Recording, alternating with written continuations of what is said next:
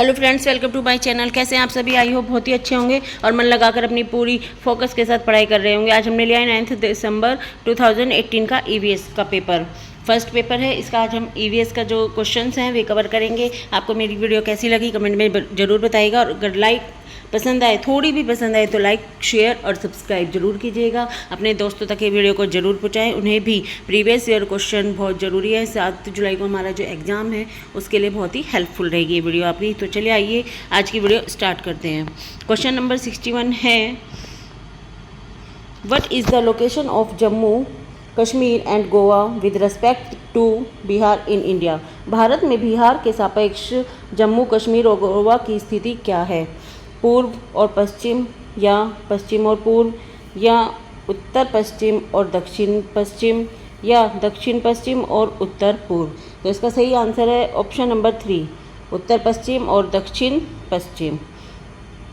Question number 62 थोड़ा speed से करेंगे। Under which of the following condition will the process of evaporation be slowest. वाष्पीकरण की प्रक्रिया निम्नलिखित में से किस स्थिति में सबसे धीमी होगी? सतह क्षेत्र और तापमान दोनों में वृद्धि, या सतह क्षेत्र बढ़ता है लेकिन तापमान घटता है, या सतह क्षेत्र घटता है लेकिन तापमान बढ़ता है, या सतह क्षेत्र और तापमान दोनों में कमी। इसका सही आंसर है सतह क्षेत्र और तापमान दोनों में कमी, option number 4। Both surface area and temperature decrease.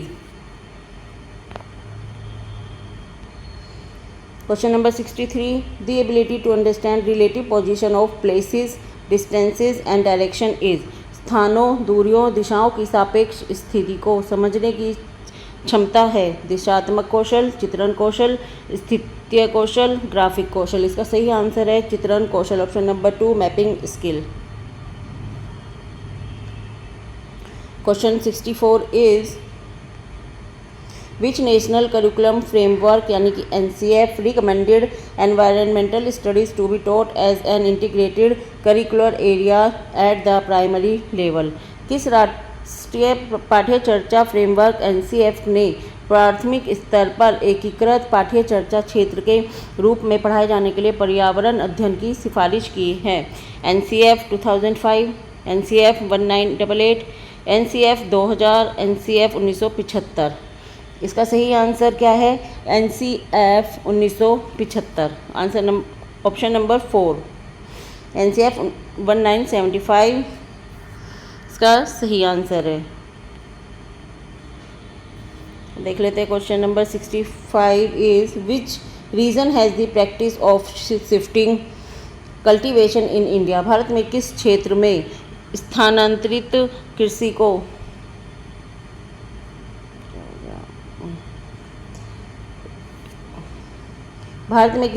स्थानांतरित कृषि करने का रिवाज है? उत्तर पूर्वी क्षेत्र, दक्षिणी क्षेत्र, उत्तर पश्चिमी क्षेत्र, या दक्षिणी पूर्वी क्षेत्र। आपको बताया था, एक मैंने शॉर्ट्स भी डाली हुई है, स्थानांतरित खेती को किस किस नाम से बुलाया जाता है, किस क्षेत्र में, और ये होती कैसे। इससे हर बार ही क्वेश्चन आता है, ये बहुत ही इंपॉर्टेंट है। इसका सही आंसर है उत्तर पूर्वी क्षेत्र, option number 1, north eastern region. 66 question is, which one of the following statement is not true. Hydro power generated from river dams. नदी बांधों से उत्पन्न जल विद्युत के लिए निम्नलिखित में से कौन सा कथन सत्य नहीं है?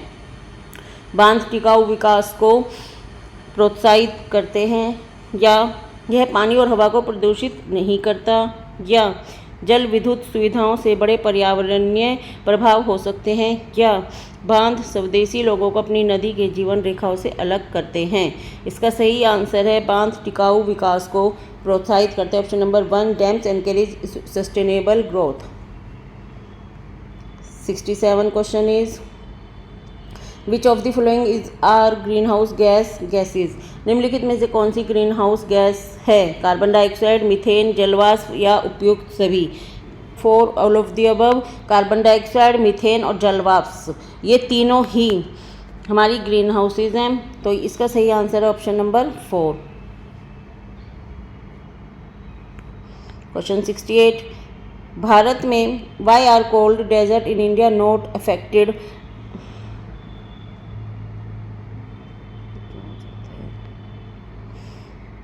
Bye the monsoon. भारत में ठंडे रेगिस्तान मानसून से प्रभावित क्यों नहीं होते? ठंडे रेगिस्तानों में गर्म गर्मियाँ, बेहद ठंडी सर्दियाँ होती हैं। ठंडे रेगिस्तान हिमालय की वृष्टि छाया में होते हैं, या ठंडे रेगिस्तानों में हवा बहुत पतली कम होती है, या ठंडे रेगिस्तान बहुत ऊंचाई पर हैं।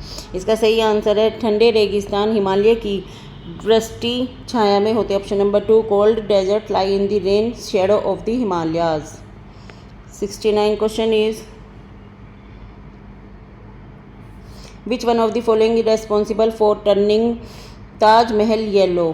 ताजमहल के पीले होने के लिए निम्नलिखित में से कौन सा जिम्मेदार है? Nitrogen dioxide, sulphur dioxide, sulphur या chlorine?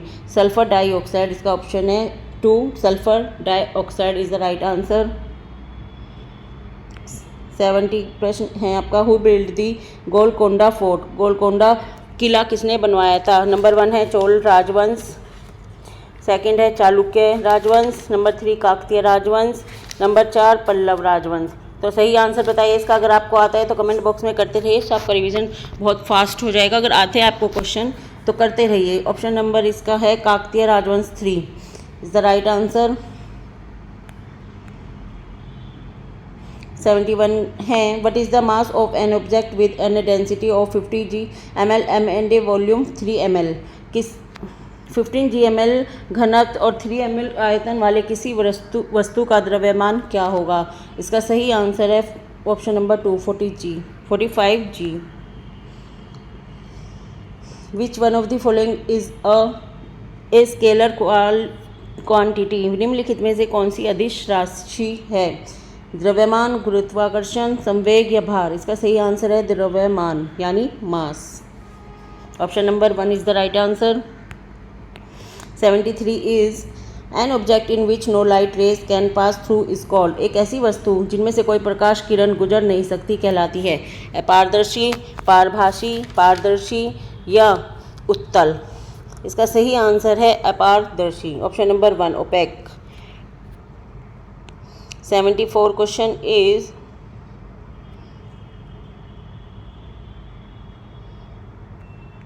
what will be the weight of an object on the surface of the earth whose mass is 10 kg on the moon's surface? पृथ्वी की सतह पर किसी वस्तु का भार क्या होगा जिसका द्रव्यमान चंद्रमा की सतह पर 10 kg है? तो इसका सही आंसर है 60 kg। Option number 1 is the right answer. 75 देखते हैं। The rate of dissolution of A solute depends on? एक विलय का विघटन दर निर्भर करता है दाब, तापमान, सतह क्षेत्र या भार? इसका सही आंसर है सतह क्षेत्र। Option number 3 surface area. 76 question है।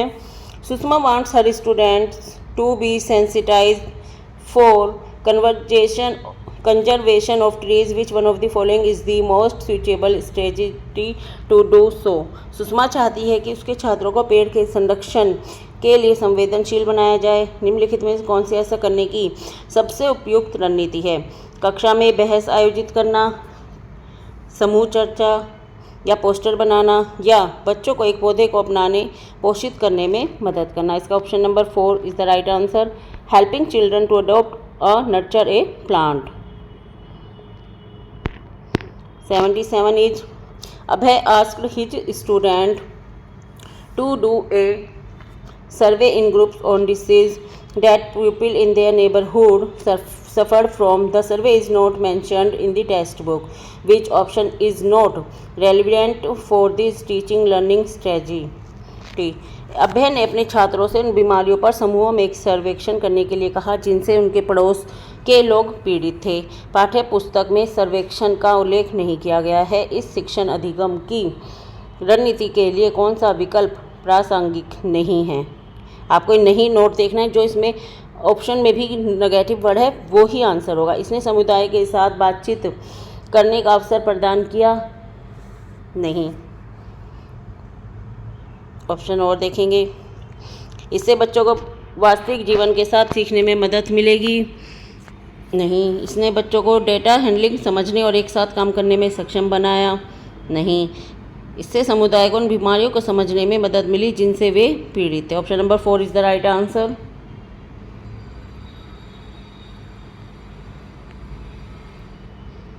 अब देखते हैं 78 क्वेश्चन, काफ़ी बड़ा है। आपातकालीन परिस्थितियों के बारे में बात करने के लिए प्रिया ने बच्चों के अनुभव पूछे।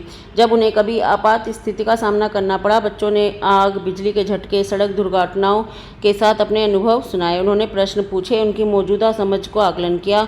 समाचार पत्रों से सड़क सुरक्षा विज्ञापनों जैसे संसाधनों का उपयोग करके सुरक्षा पहलुओं पर चर्चा की और क्रमशः आग, बिजली के झटके पर सुरक्षा दिशा निर्देशों पर चर्चा करने के लिए एलपीजी और इलेक्ट्रिक बिल का इस्तेमाल किया।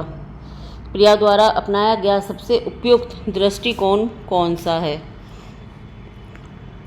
ऑप्शन नंबर 1 संज्ञानात्मक दृष्टिकोण, सेकंड भावात्मक अधिगम दृष्टिकोण या अन्वेषण दृष्टिकोण, मानववादी दृष्टिकोण। इसका सही आंसर है अन्वेषण दृष्टिकोण, इंक्वायरी अप्रोच, क्योंकि वो इंक्वायरी तो हुई, इससे सारी चीज़ें का डाटा कलेक्ट करने के लिए हमें इंक्वायरी तो करनी होगी।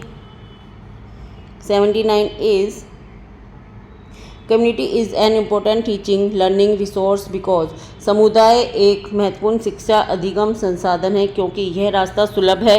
बुजुर्ग लोग बुद्धिमान हैं, उनके पास समय है, या वह वास्तविक परिस्थिति में सीखने का अवसर प्रदान करता है, या कोई भी समुदाय में उपलब्ध समस्त ज्ञान को बिना आलोचना के स्वीकार कर सकता है।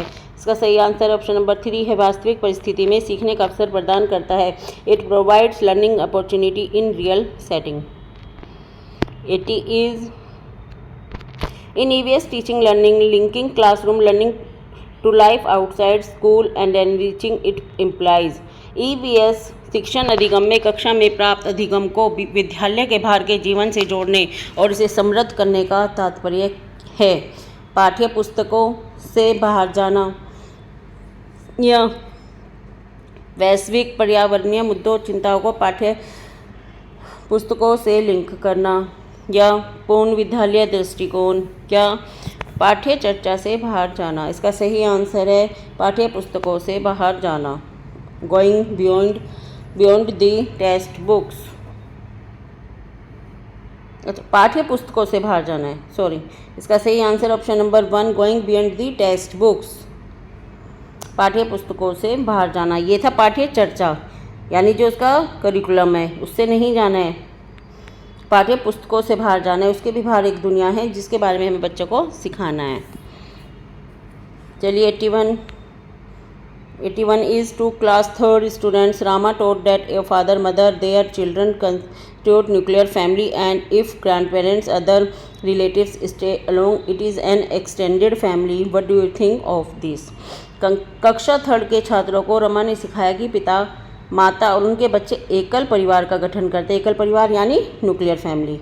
अब आया था ना यहाँ पे, न्यूक्लियर फैमिली एकल परिवार जिसमें सिर्फ माता पिता और उनके बच्चे होते हैं का गठन करते हैं। यदि दादा दादी अन्य रिश्तेदार साथ रहते हैं तो वह एक विस्तारित परिवार है, यानी जॉइंट फैमिली। आप इसके बारे में क्या सोचते हैं? परिवार की परिभाषा गलत है। रमा अपने छात्रों के प्रति संवेदनशील है। शिक्षण अधिगम दृष्टिकोण समावेशी नहीं है, या परिवार की अवधारणा को इसी तरह से सिखाया गया है। तो इसका सही आंसर है शिक्षण अधिगम दृष्टिकोण समावेशी नहीं है, option number 3। The teaching learning approach is not inclusive. Inclusive में क्या है कि सबको साथ रखते हुए सिखाना। 82 प्रश्न है, which of the following is are activities in EVS classroom.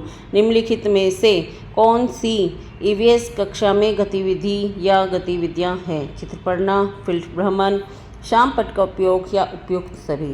देखिए, ईवीएस की अगर क्लासरूम में हम पढ़ा रहे हैं तो उसमें चित्र भी पढ़ेंगे, फील्ड भ्रमण भी कराएंगे। ईवीएस के लिए जो हमें प्रैक्टिकल, जो हमें हिस्ट्री की कोई नॉलेज देनी है, बच्चों को किसी प्लेस के बारे में बताना है, उसमें ब्लैक बोर्ड का यूज़ भी होगा। तो इसमें आएगा option number 4 is the right answer, all of the above, सभी सही हैं।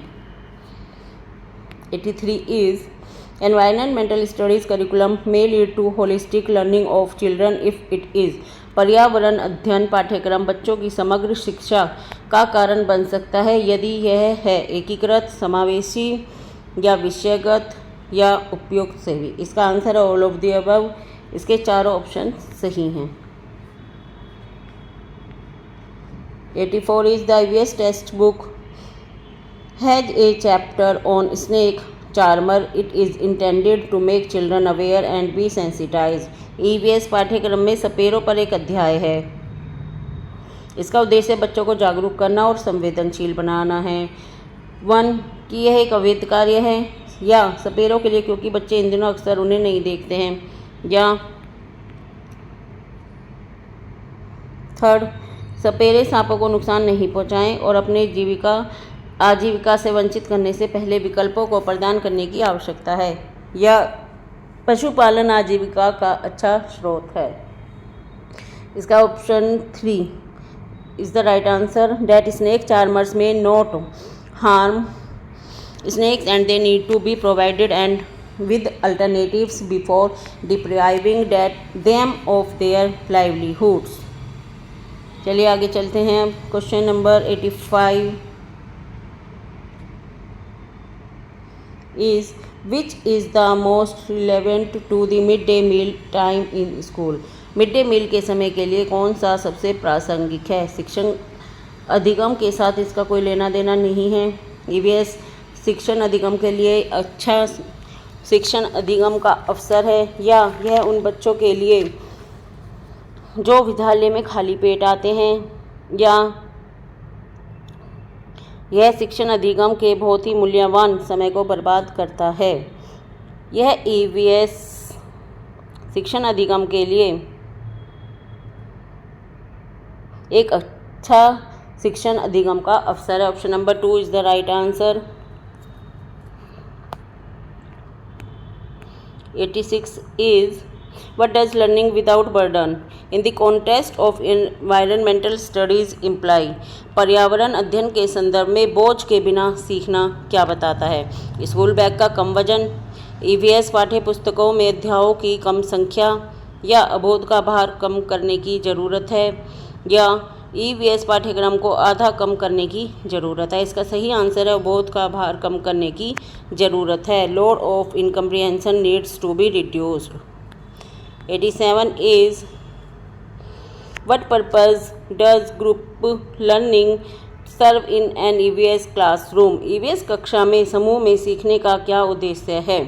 लड़के और लड़कियां अलग अलग सीख सकते हैं, कम उच्च प्रदर्शन करने वाले छात्रों को अलग करना, उपचारात्मक शिक्षण देना, या समूह के मूल्यों को लागू करने और एक साथ काम करने के लिए प्रत्येक बच्चों को सक्रिय रूप से भाग लेने, सीखने और सक्षम बनाना, छात्रों को आसानी से प्रबंधित करना और वर्कलोड को कम करना।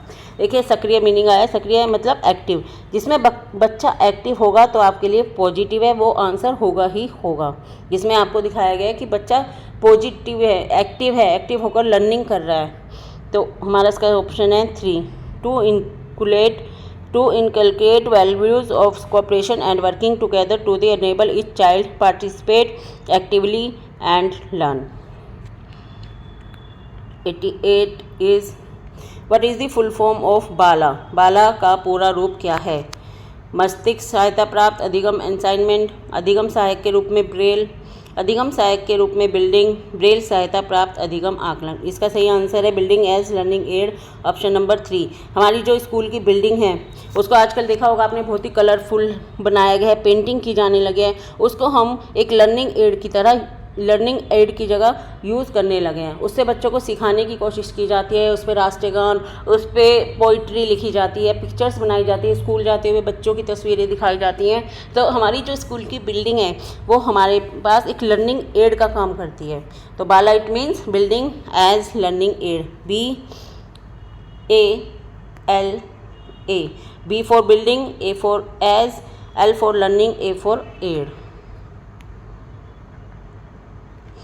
89 is what do alternatives frameworks means। वैकल्पिक ढांचे का क्या अर्थ है? विभिन्न भौतिक घटनाओं का पाठ्यपुस्तक स्पष्टीकरण, या विचार जो अवधारणाओं के औपचारिक रूप से स्वीकृत स्पष्टीकरण से अलग हैं, या वर्तमान में वैज्ञानिकों और सामाजिक वैज्ञानिकों द्वारा आयोजित विचार, या सभी विचार जो दृढ़ता से बच्चों द्वारा अर्जित किए जाते हैं। इसका सही आंसर है विचार जो अवधारणाओं के औपचारिक रूप से स्वीकृत स्पष्टीकरण से अलग है। Ideas that differs from the formally accepted explanations of the concepts. 90 देख लेते हैं। हमारे लिए आज के लिए लास्ट क्वेश्चन हमारा ईवीएस का हो जाएगा। आपको कौन सा क्वेश्चन में डाउट लगाया, आज की वीडियो कैसी लगी बताइएगा और सब्सक्राइब जरूर कीजिएगा चैनल को। Women's are weaker than man, it is a. महिलाएं पुरुषों की तुलना में कमज़ोर है, यह एक डैश है। मिथक, वैज्ञानिक तथ्य, रूढ़िबद्ध धारणा, अंधविश्वास। क्या है इसका सही आंसर? इसका आंसर है मिथक। ये एक मिथक बताया गया है कि एक झूठ है, मिथक है, मिथ है कि महिलाएं पुरुषों की तुलना में कमज़ोर है, जबकि ऐसा नहीं है। महिलाएं आजकल पुरुषों के बराबर है, उनकी हर वो कार्य कर सकती हैं जो एक पुरुष कर सकता है। तो आज के लिए फ्रेंड्स इतना ही। आपको मेरी वीडियो कैसी लगी बताइएगा कमेंट में, और अभी के अभी मेरे चैनल को सब्सक्राइब कीजिएगा, और वीडियो थोड़ी भी अच्छी लगे तो इसे अपने फ्रेंड्स के साथ शेयर भी कीजिएगा। थैंक यू फ्रेंड्स, कल फिर मिलेंगे नई वीडियो के साथ।